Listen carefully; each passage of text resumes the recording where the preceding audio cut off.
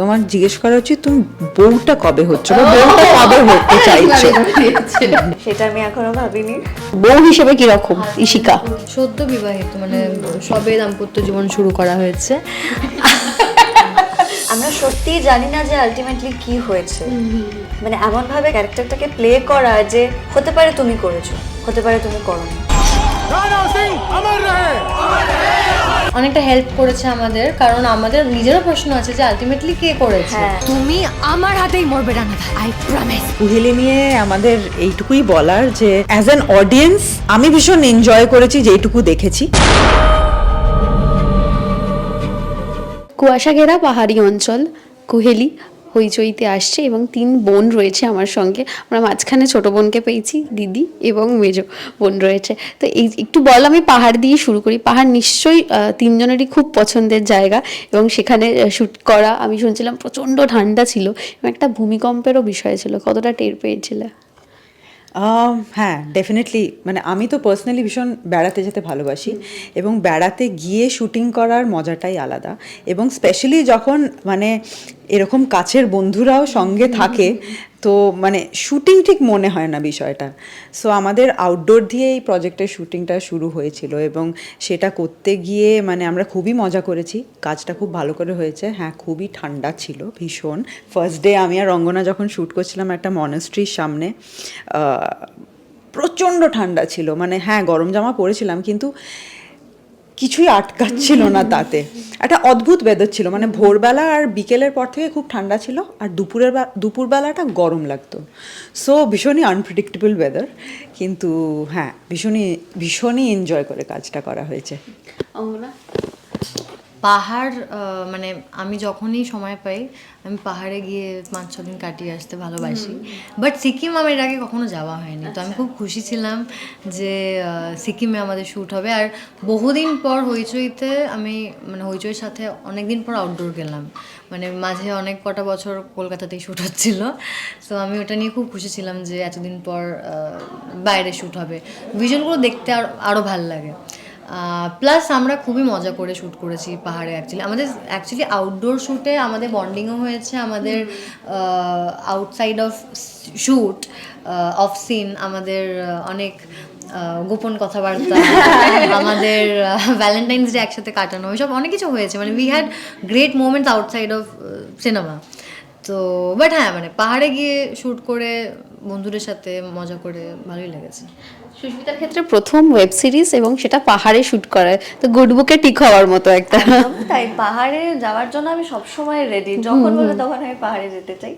এবং সেখানে গিয়ে ফার্স্ট ওয়েব শ্যুট করা, তো খুব মজা করেছি সেখানে গিয়ে। আমরা বেশি মজাটা করতাম প্যাকআপের পর, শুটিং এর সময় অতটা সময় পেতাম না আর কি, কারণ খুবই হেকটিক শিডিউল ছিল। আর আউটডোর হলে এমনি একটা ডে লাইটের ব্যাপার থাকে যে তাড়াতাড়ি সিন তুলতে হবে, কাজটা করতে হবে। তো প্যাকআপের পর আমরা গম্ভীর গম্ভীর সিন করছি, তাই জন্য শুটিং এর মাঝেও যে এমন বিশাল খিল্লি মারতে পারছি, মজা করছি তা নয়। আমরা ওটাও করেছি আমরা, সেটা কিন্তু মেকআপ রুমে খুব মজা করেছি আমরা। যখনই রেডি হতে বসতাম ফোনে গান চালাতাম, আর যার যেটা পছন্দ হচ্ছে সেই তখন সেটা চেঞ্জ করে গান চেঞ্জ করে দিচ্ছে, গান শুনছি, মেকআপ করছি। সত্যি খুব মজা করেছি আমরা পাহাড়ে। আর কি ভালো ভালো লোকেশনে ছবিও তুলেছি আমরা। তার গ্যালারিতে কতগুলো ছবি জমেছে যেগুলো এখনো পোস্ট করা হয়নি, প্রচুর ছবি অ্যাকচুয়ালি অনেক জমে আছে। আমরা এত বিটিএসও ছবি তুলেছি, বা আমাদের যিনি অফিসিয়াল ফটোগ্রাফার ছিলেন ও তুলেছে অনেক কিছু। আমি পাইনি ছবিগুলো, অনেক কিছু ওটা নাও পেতে পারে, কিন্তু কয়েকটা যেগুলো পেয়েছি পোস্ট করা হয়নি তা ঠিক, বাট ভালো ভালো ছবি উঠেছে। আচ্ছা, এই যে গার্লস গ্যাংটা যখন একসঙ্গে থাকে, কোন টপিকটা নিয়ে ফার্স্ট আলোচনা উঠবে মনে হয়? স্পেসিফিক কোনো টপিক নিয়ে আমরা যে কথা বলেছি তা কিন্তু নয়।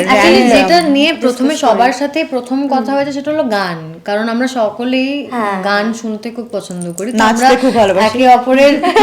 আমরা একে অপরের প্লেলিস্ট এক্সচেঞ্জ করেছি। একদিন আমরা সবাই মিলে, মানে পুরো ইউনিটের লোকজন সবাই মিলে রাত্রির বেলা, শেষ দিন মনে আছে, পরের দিন আমরা শুট করে বেরিয়ে যাব কলকাতার পথে। আর আমরা সবাই রাতে নেচেছি। হ্যাঁ, ওর সেদিন র‍্যাপ হয়ে গেছিল। তো রাত্রিবেলা আমরা সবাই নাচানাচি করেছি, আনন্দ করেছি, তো হয়েছে, ভালো মজা হয়েছে। আর এই যে প্যাক আপের পর মানে কার প্ল্যানিং কিরকম কেউ থাকতো যে আজকে এইটা প্যাক আপ হয়ে গেলে এইটা খাবো বা ঘুরতে বেরিয়ে যাব, এই মাস্টার মাইন্ডটা কে ছিল, মানে প্ল্যানিংটা করে রাখবো? ঘুরতে বেরোনো খুব একটা আমাদের হয়নি, সেই সময়টা আমাদের হয়নি, কিন্তু প্যাক আপের পর যেটা আমাদের, আমি ওদের একটা কল টাইম দিতাম যে এতটা সময় আমার ঘরে চলে আসিস, তো সেটা আমার ঘরে তারপর আর কি কন্টিনিউ হতো বিষয়টা। বেশি পাঞ্চুয়াল ছিল তোমার মনে হয় কল টাইমে? কল টাইমে দুজনেই পাংচুয়াল ছিল, অ্যাকচুয়ালি অঙ্গনাকে একটু ট্রাভেল করে আসতে হতো আমার ঘর অবধি, আর সুস্মিতা তো আমার ঘরের উল্টো দিকেই ছিল। আমার দরজা খুললেই বাকি- বাকিদের সবার অন্য উইঙ্গে আর একটা মাঝের প্যাসেজ দিয়ে ওদের সবকটা। তো আমি একমাত্র আমি ওখান থেকে হেঁটে হেঁটে ঠান্ডার মধ্যে যাচ্ছি, আবার ফিরে আসছি, আমার মজা খুবই। হ্যাঁ, আমাদের একটা ওই মানে বৈঠকটা হতো রিধিমাদের ঘরে। আচ্ছা দিদিভাই কি মনে হয় দুজনের মধ্যে কে বেশি শান্ত? শান নিজেই ক্লেম করে Actually নিচ্ছে। আমরা দুজনেই প্রথম আলাপে শান্ত ছিলাম, তারপরে তো বাকিটা রিধিমা দিবি। মানে তুই বলতে চাইছিস আমি তোদের স্পয়েল করেছি? না না, আমরা খুলেছি তোমার সামনে। একটু বাকিটা বলো যে কে বেশি শান্ত ছিল। কম্পেয়ার যদি করতে হয় 19-20 ডিফারেন্স, বাট হ্যাঁ মানে সুস্মিতা একটু বেশি শান্ত এবং রিজার্ভড, অঙ্গনা ভীষণ আমার মতো। ভীষণ আমার মতো বলতে মানে সুস্মিতা তাও একটু মানে আমাদের তিনজনের মধ্যে অ্যাকচুয়ালি সবচেয়ে বেশি ম্যাচিওর আমার মনে হয় সুস্মিতা, আমরা দুজন একটু ইম্যাচিওর, মানে যেটা মনে হয় বলে দিই, যেটা ইচ্ছা হয় করি, অতটা ভাবি না, সারাক্ষণই মজা করছি, ইয়ার্কি মারছি, কাজটা মন দিয়ে করছি। কিন্তু সুস্মিতা একটু হলেও একটু রিজার্ভড, একটু ম্যাচিওর, মানে রিয়েল লাইফে আই থিঙ্ক ও বড় দিদি। দেখেছেন তো? আচ্ছা এই দুই বোনের দুষ্টুমিটা বা এটা আমি শুনলাম, একটু রিধিমাদিরটা শুনি, যে রিধিমাদি যখন এই যে আড্ডাটায় বসছে, মানে রিধিমাদি ঠিক কিরকম? সবটা বলিস না, সবটা বলতে পারবো না, কিন্তু যেটুকু মানে ধরো আমরা কিছুটা কথা বলছি, সেটার মধ্যে হঠাৎ করে দাঁড়িয়ে নাচতে শুরু করে দেয়, ওরম টাইপের রিধিমাদি, মানে খুব স্পন্টেনিয়াস, খুব জমিয়ে রাখে পুরো আসরটাকে। তো আমি মানে যেভাবে পুরোটা ডিভাইডেড ছিল যে ওর ফোন থেকে গান বাজবে, গান আমি চেঞ্জ করব, রিধিমাদি বাদ বাকিটা দেখে নেবে। বাট হ্যাঁ মানে খুবই মজার মানুষ, খুবই টেক কেয়ার করে রেখেছে আমাদেরকে। আমরা দুজনেই অ্যাকচুয়ালি খুবই দিদি করে একটা জোক ক্র্যাক করি বটে, কিন্তু সত্যি বড়দের মতো খুবই আগলে রেখেছে আমাদের। আচ্ছা অঙ্গনার যে চরিত্রটা, এই শিকার চরিত্র, একটা ক্যাফে আছে, অঙ্গনা কি রান্না করতে জানে?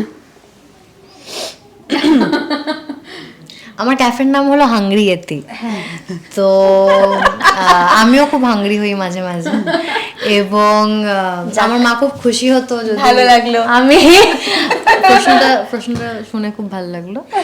আমি সত্যি কথা বলছি, ক্লাস 9-এ আর 10-এ ছবিও আছে, দেখাতে পারি, কিন্তু তখন আমি কেক বানাতাম।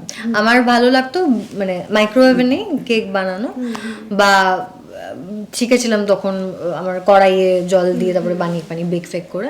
আমি সত্যি এখন তারপরে আমার কিছুই বানানো হয় না। আর লাস্ট কোভিডের সময় বিরিয়ানি বানিয়েছিলাম একটিবার, সেটাই এখনো অবধি শোনায় মা যে তুই বিরিয়ানি বানিয়েছিলি কবে? বললাম মনে নেই, 6 বছর আগে। ওইরকম একটা ব্যাপার হয়ে গেছে বাড়িতে। মানে হ্যাঁ, আমি খাওয়াতে ভালোবাসি, হয়তো নিজে বানিয়ে না। এটা জিজ্ঞেস করে লাভ নেই আমাকে। না আমি ভাবছি সুস্মিতা হয়তো এটা ভাবছে, ভাগ্যিস আমার এই চরিত্রটা ক্যাফে নেই, তাহলে জিজ্ঞেস করবে না। তাই তো ক্যাফে আছে, একটাই মিল যে আমি খাওয়াতে ভালোবাসি, হ্যাঁ ওইটুকুই। আচ্ছা দিদিমাদি বলো যে মানে এই রান্না বান্নার কথা যেহেতু উঠছে, তোমার কোন রান্নাটা খুব ফেভারিট, মানে তুমি যেটা নিজের হাতে করতে পারো? আমিও বেক করতে ভীষণ ভালোবাসি, এবং ছোটবেলা থেকে মার কাছে অ্যাকচুয়ালি আমার কিচেনে ফার্স্ট টাইম ঢোকা মার সঙ্গে এই কেক বানানো বা কেক ডেকোরেট করা এইভাবে শুরু হয়েছিল। কিন্তু ফুল ফ্লেজেড রান্না করা আমি কিন্তু শিখেছি কোভিডে। আচ্ছা ওই সময় মানে একটু মানে মানে প্রবলেমে পড়েই ওই যে হয় না, তখন শুরু করলাম বেসিকগুলো দিয়ে, তারপরে দেখলাম আচ্ছা এটা একটা সায়েন্স, এটা বেসিকটা বুঝেছি, তারপর আস্তে আস্তে এখন এক্সপেরিমেন্ট করে এখন অনেক কিছুই, প্রো কখনোই বলবো না নিজেকে, বাট মোটামুটি অনেক কিছুই বানাতে পারি। আচ্ছা তোমাদের এই যে তিনজনের আড্ডা বা এই যে গল্পটা হতো, ধীরকে নিয়ে নিশ্চয়ই আলোচনা হতো? হ্যাঁ মানে সেটা সারাদিনই হতো এবং ধীরের সঙ্গে মাঝে মাঝেই আমি ভিডিও কল করতাম, কারণ এটা আমার প্রথম আউটডোর ওকে ছেড়ে, সো ওইটা একটু ডিফিকাল্ট ছিল আমার জন্য। আর তখন আমরাও কথা বলতাম ধীরের সাথে। কিন্তু হ্যাঁ সেটাই, ও ও ইনিশিয়ালি ও তো বুঝতেই পারেনি, কারণ যে কি হলো, আগে ভিডিও কলে কথা বলছিল, শেষের দিকে আর ইগনোর করতো, আমাকে কথা বলতো না। খুব অভিমান হয়েছিল তার। তা বাড়ি এসে কি অভিমান ভাঙানো হলো? যখন ঢুকলাম আমি ভাবলাম ভীষণ খুশি হবে এবং হাসবে, কিছু একটা করবে, ভীষণ একটা নো ননসেন্স টাইপ লুক দিল আমাকে, তারপরে চলে গেল। এবং তার কিছুদিন পরে আবার কলকাতায় শুটিং ছিল, তো আমি বললাম আমি শুটিং এ বেরোচ্ছি, তখন জিজ্ঞেস করলো সুটকেস কই, তো ওর কাছে ওটাই ছিল যে মা শুটিং এ গেছে মানে সুটকেস নিয়ে আবার অনেকদিনের জন্য বাইরে চলে যাবে। এখন ও বুঝতে শিখেছে যে, সেদিনকে আমাকে জিজ্ঞেস করেছে শুটিং কিরকম করে আমি না তোমাকে দেখাবো একদিন কিরকম করে। হ্যাঁ একদিন নিয়ে এসো ওকেও শুটিং। হ্যাঁ একদম। আচ্ছা একটু বলো যে এই যে তিন বোনের গল্প এবং সেখানে একটা রহস্য রয়েছে, এবার এই যে তিনজনের যে আলাদা আলাদা একটা চরিত্র রয়েছে, আমি সুস্মিতাকে দিয়ে যদি বলি যে রানার চরিত্রটা মানে কৌশিকদা যে চরিত্রটা করছে সেটা দিয়ে একটা রহস্যর গল্প, এই রহস্যের ক্ষেত্রে যখন তিনজন এইভাবে জুড়ে যাওয়া, সেখানে কি কি তোমাদের মাথায় রাখতে হয় এই ধরনের গল্পগুলোতে, যেহেতু খুব বেশি খোলসা করা যায় না, অভিনয়ের একটা দিক রয়েছে, কি কি মানে মেনে চলো এই গল্পের ক্ষেত্রে?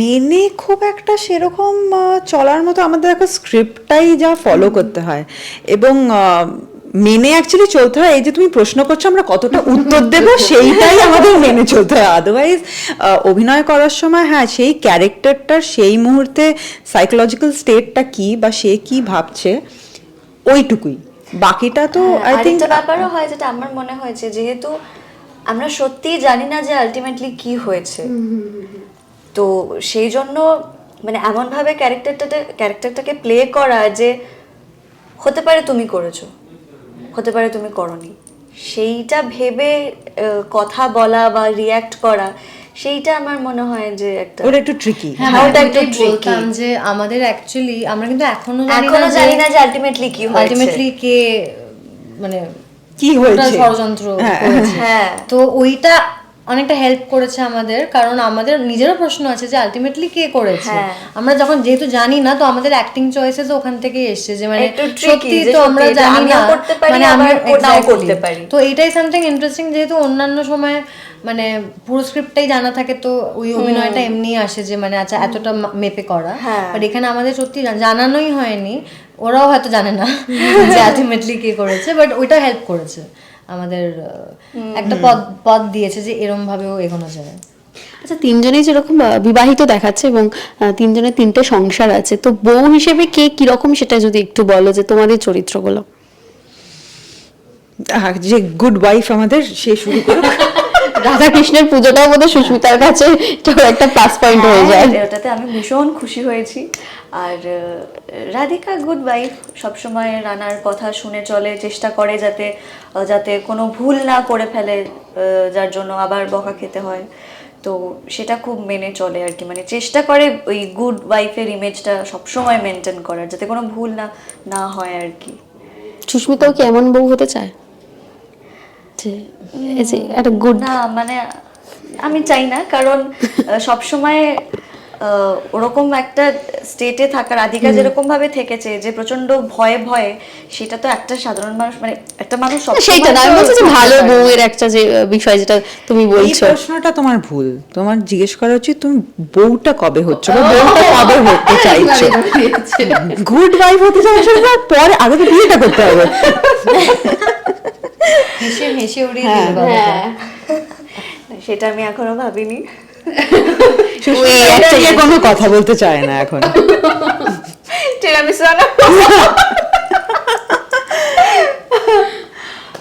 হ্যাঁ বলো তারপর। যে এই যে চরিত্রটা আমি যেটা রানাকে নিয়ে শুনছিলাম যে এই একটু ভয় ভয় থাকা, আমি কৌশিক সেন যখন উল্টো দিকে থাকে তখন একটা অভিনয়েরও একটা ব্যাপার থাকে এবং অনেকটা সমৃদ্ধও হওয়া যায়, তোমার ক্ষেত্রে এই জায়গাটা বলো। প্রিয়াঙ্কাদি রয়েছে, কৌশিকদা রয়েছে, টুলুদা রয়েছে, সবার সঙ্গে কাজ করতে পারছি, মানে তারা এত বছর ধরে অভিনয় করছে, রিধিমা রয়েছে, অঙ্গনা রয়েছে, তো আমার সবার সঙ্গে স্ক্রিন শেয়ার করে খুব ভালো লেগেছে যে ওদের সবার কাছ থেকে আমি অনেক কিছু শিখেছি, আমি ধরো আমার খুব বেশি দিন কাজ করা হয়নি, সেক্ষেত্রে এত বছর ধরে যারা অভিনয় করছে, এত ভালো ভালো কাজ করছে, তাদের সঙ্গে একসঙ্গে স্ক্রিন শেয়ার করাটা আমার কাছে খুব ভালো লাগার একটা ব্যাপার। অঙ্গনের থেকে একটু শুনি, ক্যাফে এবং হাজবেন্ড ফুটবলার ছিল, তো বউ হিসেবে কিরকম ইশিকা? ফুটবলার ছিল এবং আমাদের সদ্য মানে যেটা দেখানো হয়েছে যে সদ্য বিবাহিত, মানে সবে দাম্পত্য জীবন শুরু করা হয়েছে। আর আমার তো হোল্ডিং হ্যাঁ।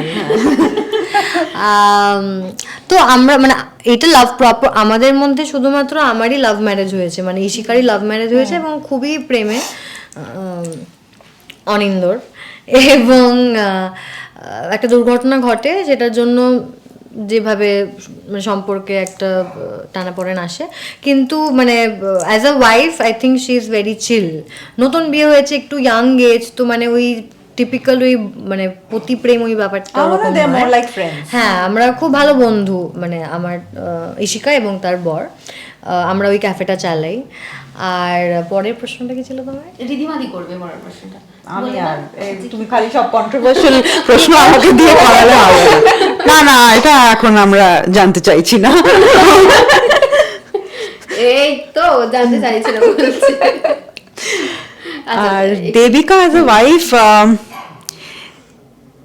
She is a very good mother, but ও ডিস্ট্রিক্ট ম্যাজিস্ট্রেটের বউ, সে মোস্ট অফ দ্য টাইমস কুহেলিতে থাকে না, তো ওর মধ্যে একটা অদ্ভুত লোনলিনেস কাজ করে।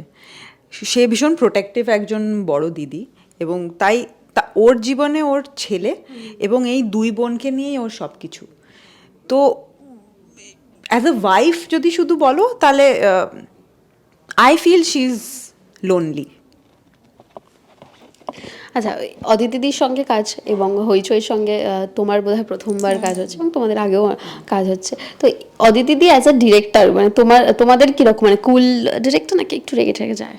একদমই রাগে না, মাঝে মাঝে আমি ভাবতাম কেন রাগছে না, মানে আমি হয়তো ডিরেক্টর হলে অ্যাট দ্যাট সিচুয়েশন হয়তো রেগে যেতাম বা কিছু একটা হতো, বাট ভীষণ ঠান্ডা মাথার একজন ডিরেক্টর। অদিতিদিকে আমি বহু বছর চিনি, she knows what she wants, সেটা ভীষণ ইম্পর্ট্যান্ট অ্যাক্টরদের কাছেও, এবং ঠিক জানে যে আমি এইটা চাইছি। তো একজন ডিরেক্টরের কাছে যদি তার ভিশনটা ক্লিয়ার হয়, অ্যাক্টরদের খুব সুবিধা হয় কাজটা করতে।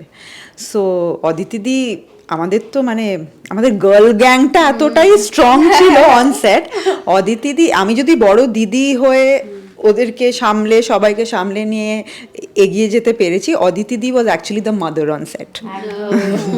মানে ডিরেক্টর তো ক্যাপ্টেন অফ দ্য শিপ বলা হয়, আর আমাদের ডিরেক্টরের এত কুল টেম্পারামেন্ট, মানে মানে তছনছ হয়ে যেতে পারে সবকিছু, কিন্তু ঠান্ডা মাথায় ও আচ্ছা তাই, আচ্ছা ঠিক আছে এর পরেরটা দেখি, মানে এটা খুব দরকার আসলে। এসে বলছিল যে কি রে তোরা মজা করছিস না কেন, এত সিরিয়াস হয়ে যাচ্ছিস হ্যাঁ, কেন, পার্টি করছি না কেন আমরা রাত্রির বেলা। তো তারপরে আমাদের মানে আমরা নিজেরা করছি কিন্তু সবাই মিলে একটা ঠিক করা হলো, মানে she is a very calm level headed, উনি খুব মানে ধীর স্থির মহিলা, তো ওটা খুব হেল্প করে কাজ ভীষণ ভালো করে হ্যান্ডেল করতে পারে। একদমই তাই।